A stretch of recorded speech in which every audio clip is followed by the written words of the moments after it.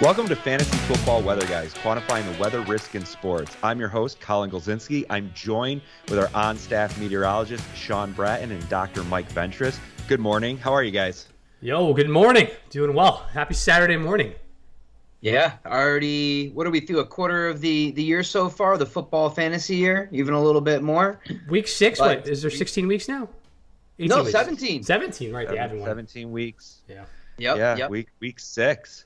So, we're here on a Saturday morning shoot. We're going to kind of adjust our schedule for the remaining season, get some more information out to our fans. So we're going to do a Saturday morning shoot, and then with our real weather impactful weeks, we're going to do a Sunday.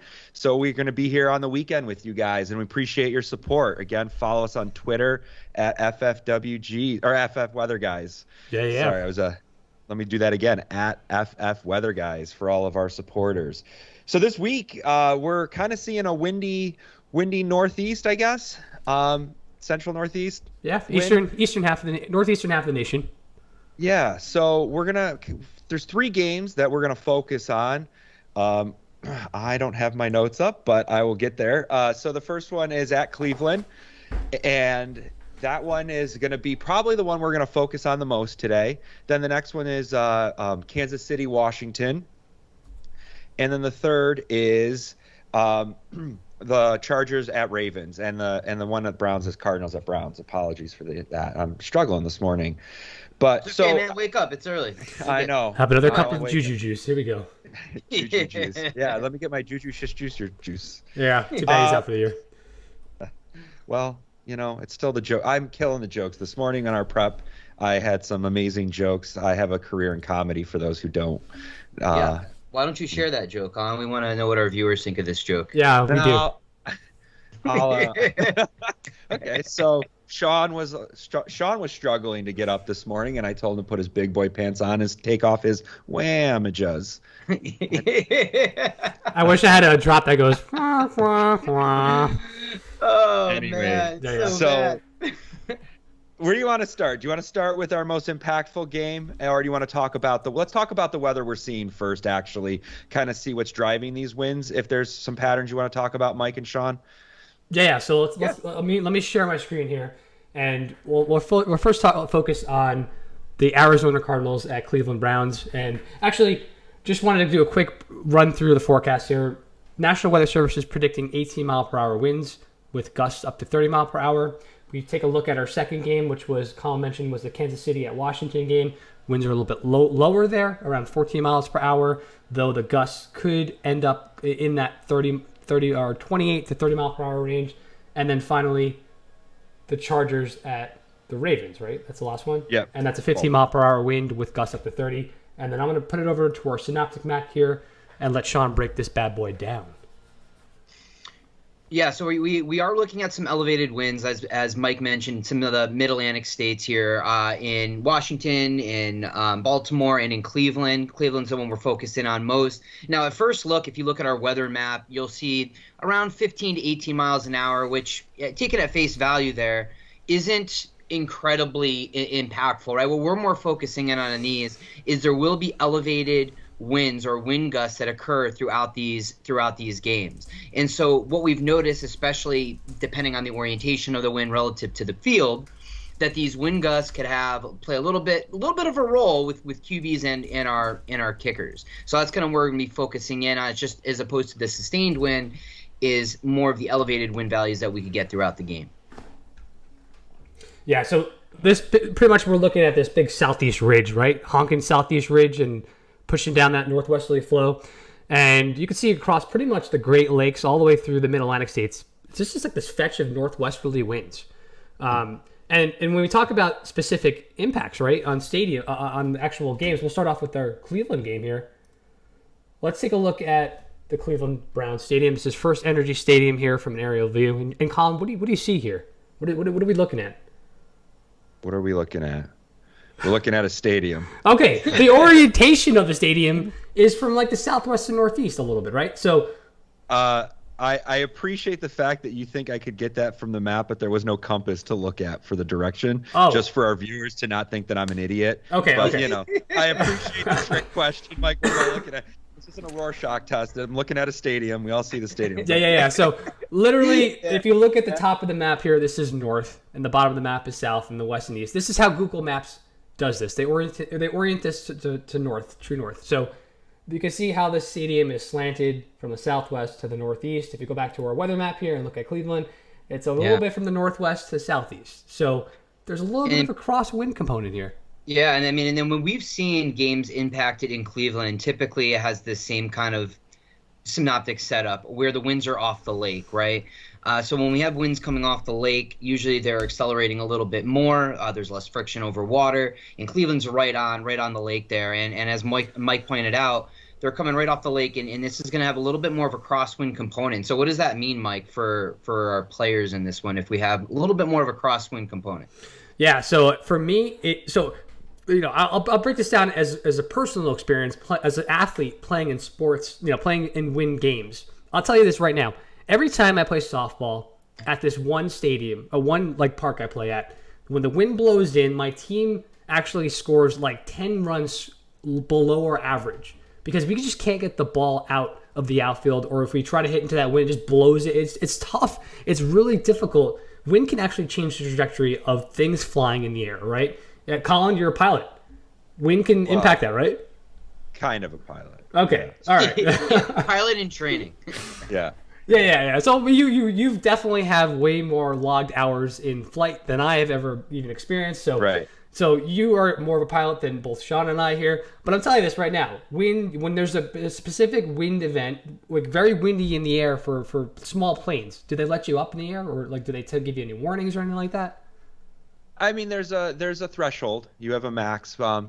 You'd be surprised what they can handle. But yes, you have to be very conscious of wind. And I think getting to our point, gusts. Yeah. The wind gusts are very important to understand when landing. And that's the same thing for a football. You're throwing in a football up into the sky. You got strong winds, gusts. If you're throwing that when the wind is actually, let's say you're trying to throw downfield, and there's a wind coming from the right, so from right to left across the field, it's going to push the ball towards the left a little bit. So it's going to make these balls a little bit off its mark. Now, the impacts are not really there for these strong short passes or any types of pitch plays or anything like that. So So when we look at running backs, we're not really saying, okay, this wind's going to be significantly impacting these running backs unless you're getting these deep bombs on a wheel route. But it's more for these wide receivers, or deep passing games, or kickers, right? Kickers. Kickers. Yeah. Because I want to bring up last year at the Browns with the wind. I know the weather was very different, and I know you were talking about that, and we can get into that if we have time. But there was a big impact on kickers, and I think when you're thinking about the longest distance that a ball travels on any play is a punt, kickoff, or a field goal. In reality, unless you're throwing a Hail Mary. Otherwise, I think and they're the highest up in the air where they'll be most impactful. So what are we seeing for the kickers here for today? Yeah, so why don't you take this? I was going to say both of the kickers in these games are rostered in most fantasy leagues for a redraft, right? We have Chase McLaughlin for the Cleveland and Matt Prater, who's been around forever for Arizona. And both of these guys have actually performed pretty well in windy games. It's tough to actually diagnose how well they've played with some of the Yahoo split stats that I was looking at, just because we don't know what their threshold for wind is. This is going to be a little bit different, especially with gusts and 30-mile-per-hour winds. But for me, if you're in redraft, you're probably not going to end up pivoting off of this game. Though that being said, Colin, the Vegas has adjusted their over-under this one, right? They brought it down from the open. That's right. Yeah, the open was 53.5. And today, Caesars is having it. It's mostly across all the books at 48.5. Yeah, so they're seeing some kind of impact, points. Right? It's almost a touchdown. I know everyone realizes what 5 points is, but when you put it that way, they really limiting it to 2 field goals or a touchdown. That's a lot of play in my mind for 2 days.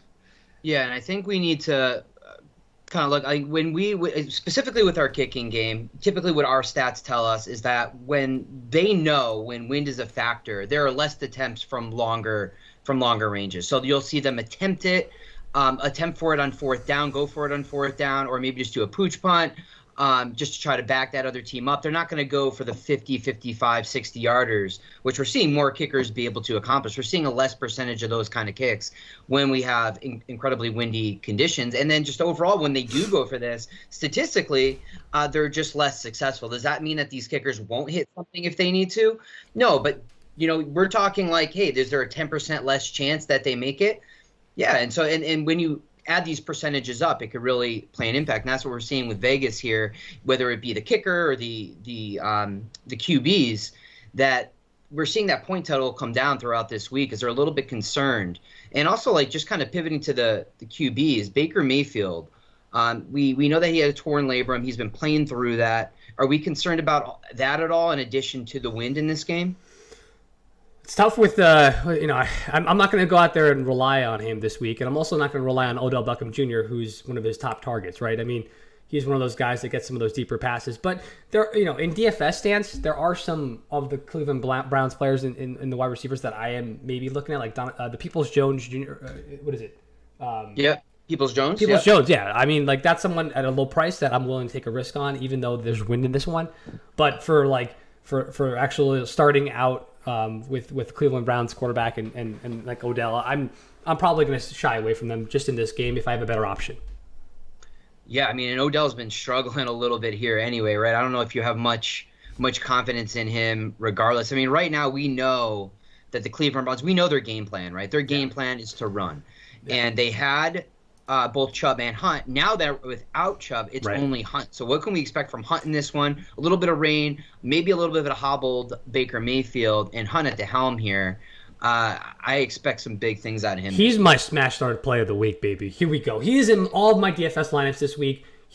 Browns are going against the Cardinals, who are the 5th worst defense against the rush, right? So now obviously Hunt has been amazing this year on his limited, he's splitting the load with Nick Chubb, who's also been amazing. Now Nick Chubb's out, so Hunt is going to get the majority of the work in this one. He's at a really decent price on DFS, right? What we're looking at here in DFS, he's at, I think 62, was it?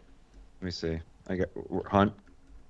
I have him up in my league. I have him at 62. 6,200 for DraftKings. Yeah, DraftKings is 62, and if you're on FanDuel, I'll pull up FanDuel while we talk. So Hunt is in the smash spot start against a very weak defense, going against the run, and in a game where there's going to be wind, where teams may want to choose to run the ball more.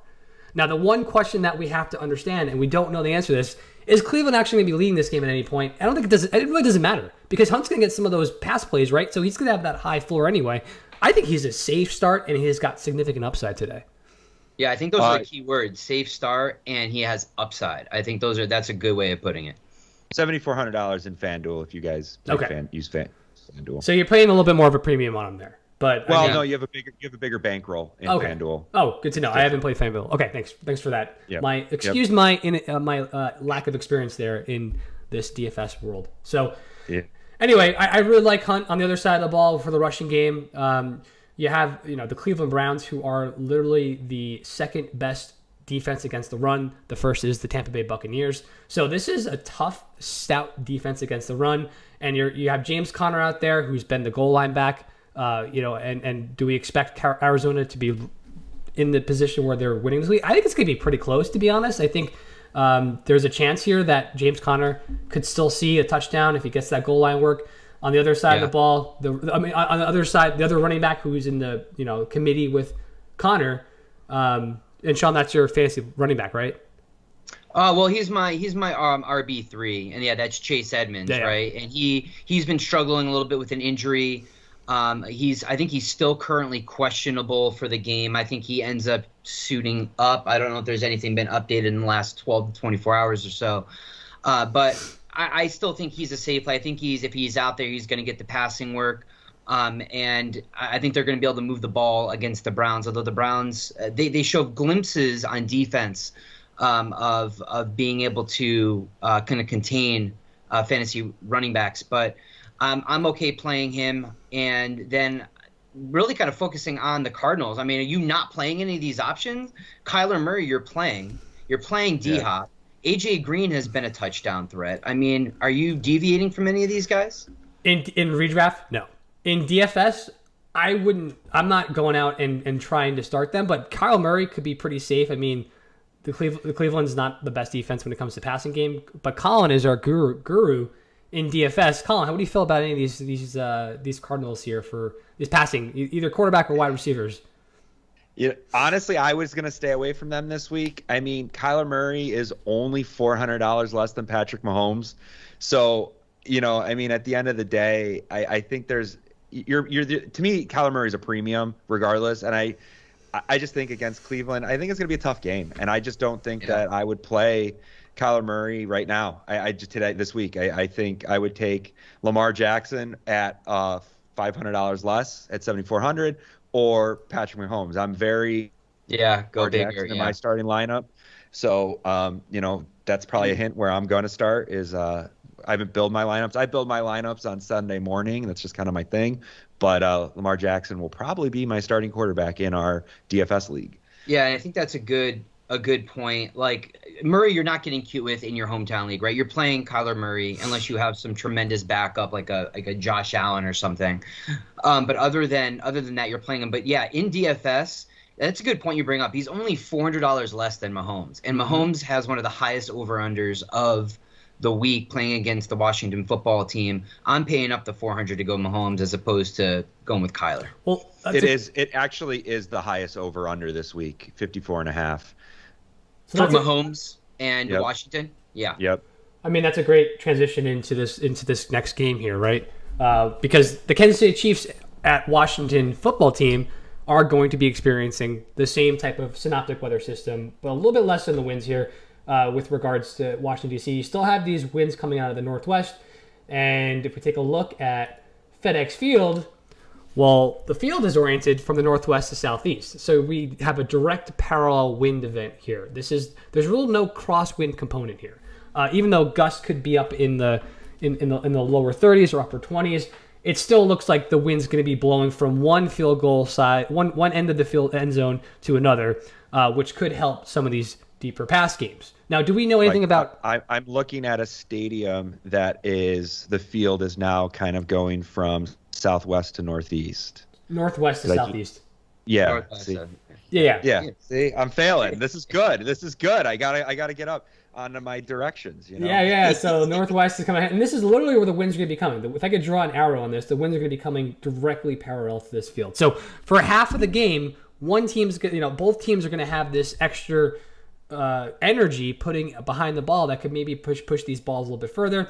So when we talk about kicking in this game, there's still potential for some long field goals in this one, especially if the kickers have the wind at their backs. And same with passing. There could be some extra energy there, which may not be the best thing though, right? We still don't understand how, if the quarterback is adjusting well to kind of take off a little bit off zing off their pass and then some of these deeper passes, because we could potentially see some overthrown passes based off of that wind, but it's hard to tell. I mean, but I'm going to be on this one. I'm not as confident with just the synoptic pattern over Cleveland is a little bit more favorable to me to see these impacts. We've seen this in Cleveland before. In Baltimore, in Washington, in Washington and in Baltimore for that matter, I'm just not as confident of the wind impacts. I mean, especially in this one, Washington and the Chiefs, one of the highest, if not the highest over under. I'm going to tell you right now, I have Heineke as my QB in my DFS league. I'm playing him. I think he's going to get his fair share here. Terry McLaurin's going to be in there. And then you have the whole KC squad that's expected to score a ton of points. We may see a few errant throws here and there, but I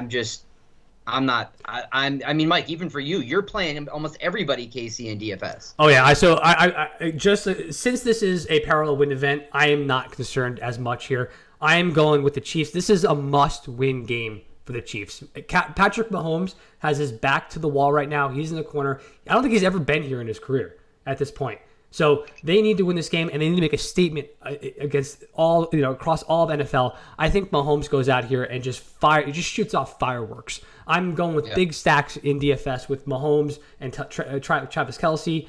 I still am not sure about what's going on with Tyreek Hill. He banged up his knee last game. Yeah.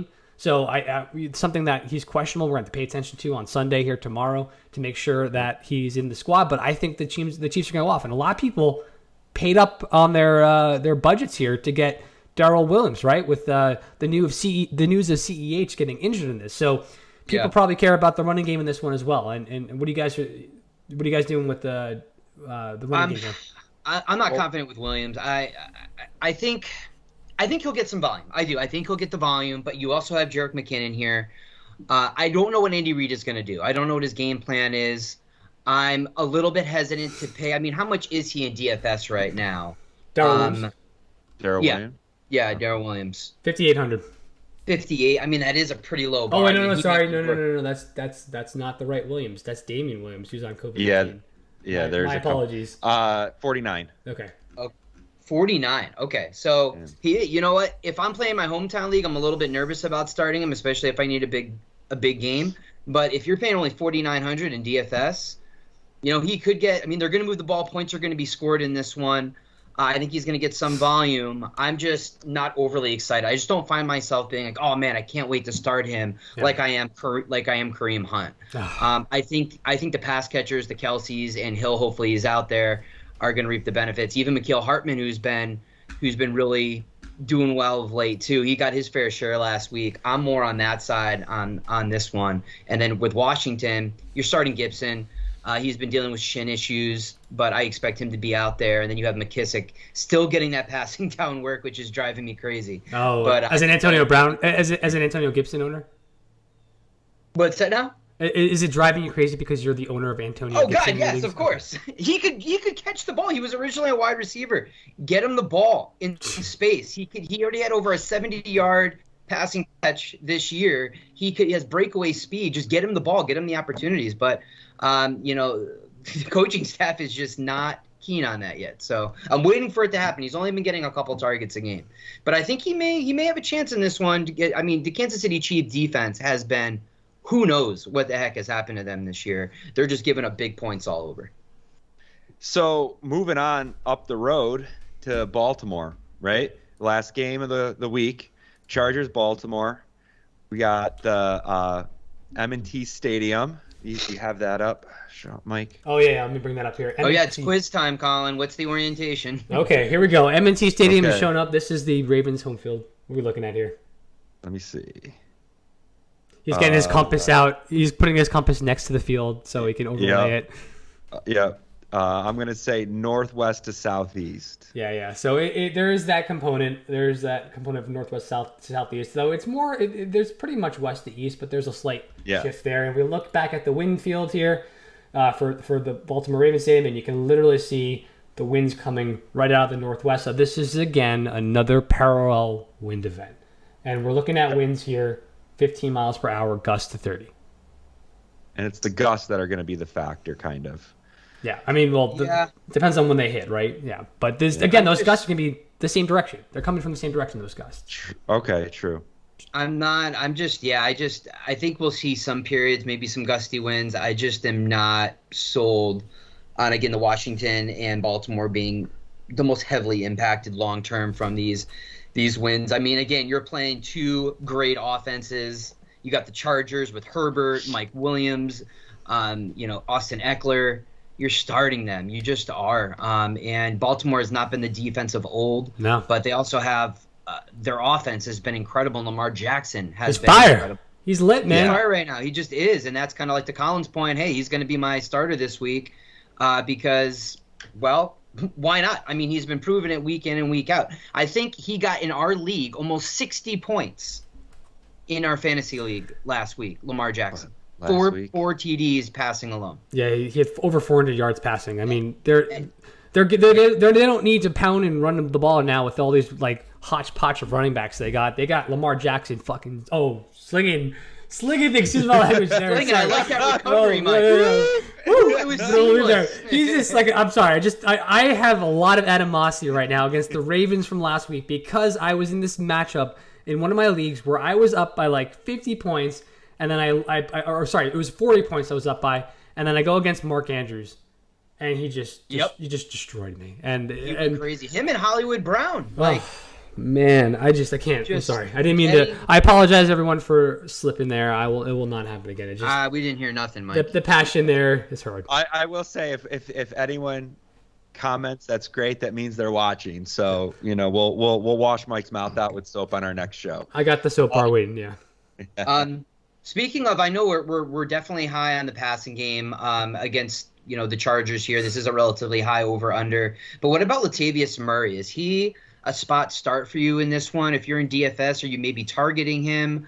How do you feel about Latavius? Obviously, you're starting Austin Eckler. There's no doubt there. But what about Latavius? Yeah, it's a good question. I mean, 700. I mean, that's kind of a lot to me. How much? 5,700. Yeah, I think there's better options than Latavius Murray. Yeah. It's not that he's obviously on this running first team, but we're really not this year. I mean, their defense isn't allowed. They're not stopping people. Latavius Murray hasn't done anything to woo me so far this year. I'm not going to play him in DFS yet. I just don't feel confident. Though it's interesting that he's starting to go up in price in at least on DraftKings. His low point was at 4,700 on week 4 against Denver, but now he's up to 5,700 in this game. I'm staying away from him. In redraft, I'll play him if I have to. What about, who would you rather start here then? Chase Edmonds at 56 or Latavius Murray at 57?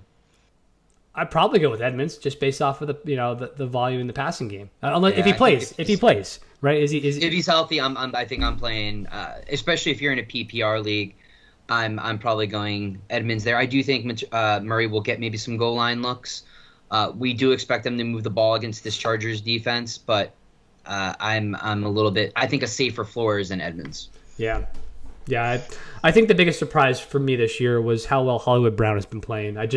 It stings me a bit because I could have kept him. I was choosing between him and Mecole Hardman, and I ended up dropping Mecole Hardman just because he was tough to start, and I needed to get another running back for depth with injuries. So, I think that with regards to Hollywood Brown, he's going to be fire this week as well. He's been very consistent, and I also is the rookie coming back this week, Bateman. Bateman, yeah, I think he is on schedule to come back. That's kind of a wait and see. Okay. I think a lot of people have them stashed in their leagues, wondering, hey, what can we expect from this rookie out of Minnesota? But I think, like what you were mentioning about Brown, this is what we expected from Brown last year. Yeah, and he just got off to a rough start, and toward the end of the year, he really picked things up. And now it's like the last 10 games or so plus, he has been absolute fire. And if you picked him up later, because he was going much later this year, if you picked him up, if you picked up him and Mike Williams in the later rounds, you are set. Yeah. All right. I have one last question before we end this sure merry-go-round. Colin, Mr. DFS guru here. Who is your stack of the week, knowing all the risks we have here around weather, et cetera, if there are anything who are you feeling most confident in this week? What is your stack of the week here? I'm doing Lamar Jackson, Andrews. There it is. Jackson, Andrews, repeat. Giving him all those points, and it's very possible it happens again this week. So I agree. It's a good stack. I went with the Mahomes, Kelsey stack. We'll see which one ends out here because I'm doing the quarterback tight end stack as well.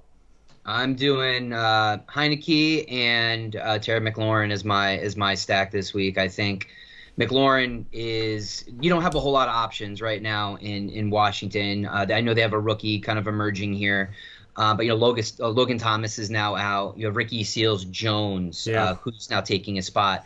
But I'm hopeful after a really down week last week for Terry McLaurin. So just to kind of run through it, we're seeing some potential wind impacts for 3 games. Arizona at Browns, probably the most impactful out of the 3 that we've talked about.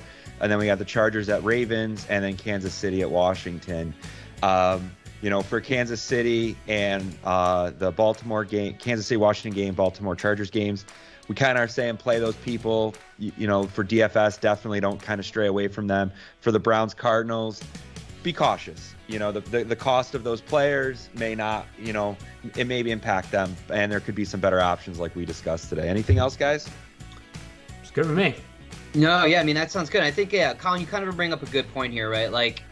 There are certain thresholds in which we consider there to be, impacts to some of our players.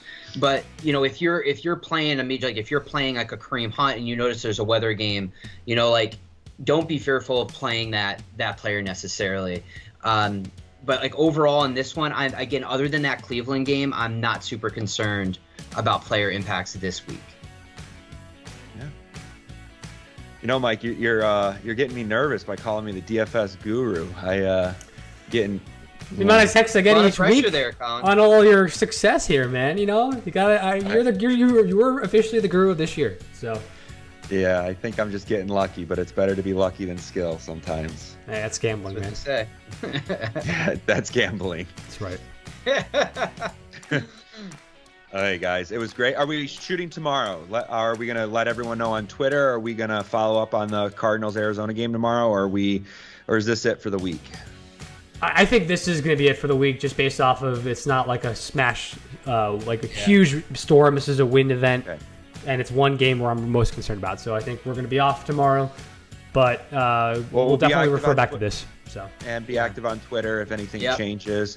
At FFWeatherguys on Twitch, YouTube, Facebook, and definitely Twitter. That's the main way to interact with us, ask questions, and we appreciate all the support. Thank you, and have a good week 6.